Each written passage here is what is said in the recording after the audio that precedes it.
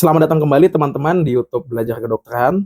Hari ini kita akan masuk ke segmen baru di mana kita akan membahas mengenai kasus-kasus yang menarik di dunia kedokteran, baik dari Indonesia maupun dari luar negeri. Kalau gitu langsung saja kita masuk ke intronya.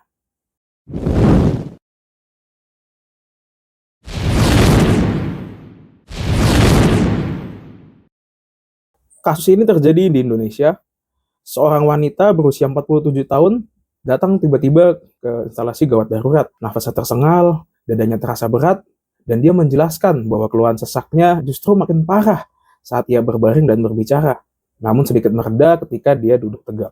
Dia bukan perokok, tidak punya riwayat penyakit jantung, tidak punya riwayat penyakit asma, tidak punya darah tinggi, dan tidak punya penyakit gula atau diabetes. Sekilas, dia tampak seperti pasien biasa dengan sesak napas mendadak. Tapi ada satu catatan penting. 3 tahun yang lalu, dia pernah didiagnosis mengidap hipertensi paru kronis akibat sumbatan pembuluh darah. Sejak saat itu, dia stabil dengan obat-obatan yang diberikan oleh dokter sebelumnya. Hingga kini penyakitnya kembali datang. Saat diperiksa, tekanan darahnya normal, detak jantungnya justru melambat. Napasnya cepat, wajahnya letih, perutnya nampak membesar, dan kakinya bengkak. Hasil pemeriksaan laboratorium menunjukkan tanda infeksi ringan dan fungsi hati yang terganggu. Rekam jantung memperlihatkan denyut yang melambat, namun tanpa tanda serangan jantung. Dokter lalu melangkah lebih jauh untuk mengetahui apa sebenarnya penyebab pasien mengalami keluhan tersebut. Apakah karena memang penyakit hipertensi parunya di masa lalu, atau ada penyakit baru? Oleh karena itu, dokter melakukan CT scan. Oke, sebelum lanjut, jangan lupa untuk terus dukung channel ini dengan berikan like, subscribe, dan isi kolom komentar, supaya channel ini bisa terus upload videonya. Selamat belajar! Apa itu CT scan? CT scan atau kepanjangannya Computerized Tomography Scan adalah pemeriksaan medis dengan menggunakan sinar X, khusus dari komputer untuk menghasilkan gambar yang lebih detail dibandingkan ronsen biasa. Teman-teman bisa bayangkan ya, mungkin beberapa dari kalian ada yang pernah melakukan pemeriksaan ronsen gitu ya, ronsen dada misalkan untuk medical check up, atau ronsen ketika ada patah tulang gitu ya. Hasil gambarnya seperti apa? Hanya foto 2 dimensi ya teman-teman, hitam putih. Tapi CT scan ini berbeda. Bayangkan teman-teman masuk ke sebuah tabung yang disinari oleh radiasi sinar X dari keseluruhan sisinya, sehingga tubuh teman-teman benar-benar bisa di-scan secara 3 dimensi, lalu komputer akan menganalisis tubuh tersebut menjadi gambar berupa irisan-irisan. Jadi setiap detail ya, setiap beberapa mili dan beberapa senti dari tubuh itu bisa dilihat apakah ada kelainan atau tidak, tergantung dari sensitivitas CT scan-nya. Pada pasien ini, dari CT scan paru menunjukkan pembuluh darah yang melebar ya, dan tekanannya tinggi, serta polanya ini masih khas seperti sumbatan 3 tahun yang lalu. Sementara itu, dokter juga sekalian memeriksa CT scan pembuluh darah koroner ya, untuk memastikan apakah pasien punya sumbatan di pembuluh darah jantungnya yang menyebabkan otot-otot jantung menjadi melemah ya, atau jangan-jangan pasien memang sudah pernah ada serangan jantung. Tapi dari hasil pemeriksaan CT pembuluh darah koroner tidak dapatkan kelainan. Lalu dokter kembali berpikir, pemeriksaan apa yang harus dilakukan ke pasien ini?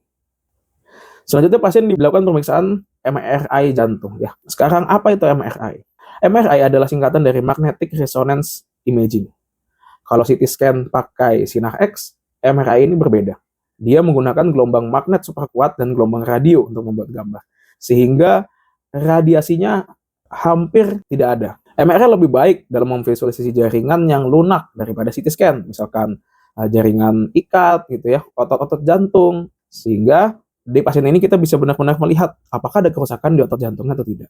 Jawaban sebenarnya baru muncul dari MRI jantung. Gambarnya menunjukkan fungsi jantung yang normal dengan atrium kanan yang sedikit membesar. Namun terlihat ada peradangan tersembunyi di otot-otot jantungnya. Bahkan tampak bekas-bekas jaringan yang rusak akibat proses yang tidak diketahui. Diagnosis karena pada suatu penyakit langka, sarkoidosis jantung. Suatu kondisi ketika sel-sel peradangan justru menyerang sel-sel tubuh kita sendiri, dan salah satunya di jantung. Kasus ini tidak berhenti di sana. Pasien ini juga mengalami hipertensi paru, sehingga tim dokter menduga pada saat itu pasien mengalami sarcoidosis associated pulmonary hypertension. Jadi bisa jadi kondisi hipertensi parunya 3 tahun yang lalu itu disebabkan juga oleh penyakit sarcoidosis ini, tapi tidak terdeteksi. Lalu, apa sebenarnya sarcoidosis? Sarcoidosis, sebuah penyakit misterius masih belum diketahui penyebabnya. Ada yang berteori penyebabnya dari paparan polusi, bahan-bahan kimia, ya. Tapi ada juga yang berteori penyebabnya itu dari infeksi. Tapi belum ada bukti yang 100% mengarahkan penyebabnya apa, ya. Misalkan COVID, ya. Penyakit COVID kita tahu penyebabnya itu virus COVID, ya, virus SARS-CoV-2. Benar-benar pasien yang ada sakit COVID-nya ya bisa terdeteksi tuh virusnya ada di pasien tersebut. Tapi di sarkoidosis ini kita belum tahu penyebabnya apa. Yang kita ketahui dari penyakit ini hanyalah tubuh tiba-tiba membentuk granuloma, suatu kumpulan sel-sel radang yang menggumpal dan menumpuk di organ-organ di tubuh manusia. Utamanya sarkoidosis ini menyerang paru, tapi dapat muncul juga di kulit, mata, otot, jantung, bahkan otak. Untuk mendiagnosis sarkoidosis juga sulit. Dapat dilakukan pengambilan jaringan berupa biopsi, tapi sensitivitasnya rendah dan tindakannya invasif, teman-teman. Ya karena ada jaringan yang diambil dari tubuh kita. Bayangkan kalau penyakit ini ada di jantung, maka kita harus mengambil otot jantung itu, lalu ditaruh di bawah mikroskop. Maka harus ada tindakan ya invasif yang menembus rongga dada hingga ke jantung untuk mengambil otot jantung tersebut, ataupun melalui kateter. Beruntung, meski bisa berbahaya, sebagian pasien dengan kasus yang ringan justru mengalami perbaikan sendiri tanpa terapi khusus. Tapi pada kasus yang berat, pengobatan dengan obat imunosupresif ya, obat-obatan yang bisa menekan imun tubuh ya.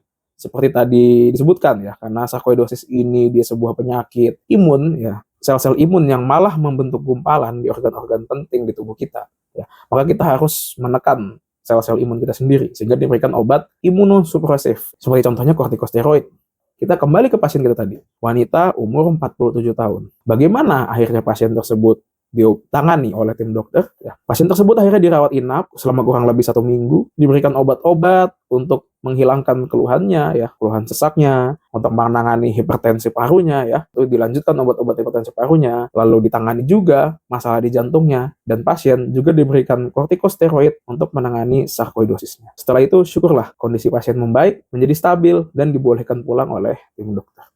Kardiak sarkoidosis, penyakit langka yang bisa menyamar, menipu, bahkan membahayakan nyawa. Karena itu, deteksi dini dan pemeriksaan yang tepat adalah kunci untuk menyelamatkan pasien. Jangan pernah meremehkan keluhan sesak napas yang tidak biasa. Video ini dibuat untuk mengedukasi kita semua mengenai kasus-kasus medis yang memang terjadi di kehidupan nyata. Tapi, video ini bukan untuk menakut-nakuti, apalagi sebagai referensi saran medis untuk teman-teman. Jika teman-teman mengalami keluhan sakit, segeralah berobat ke dokter teman-teman. Jangan menjadikan video-video dari YouTube sebagai patokan untuk mendiagnosis sendiri penyakit.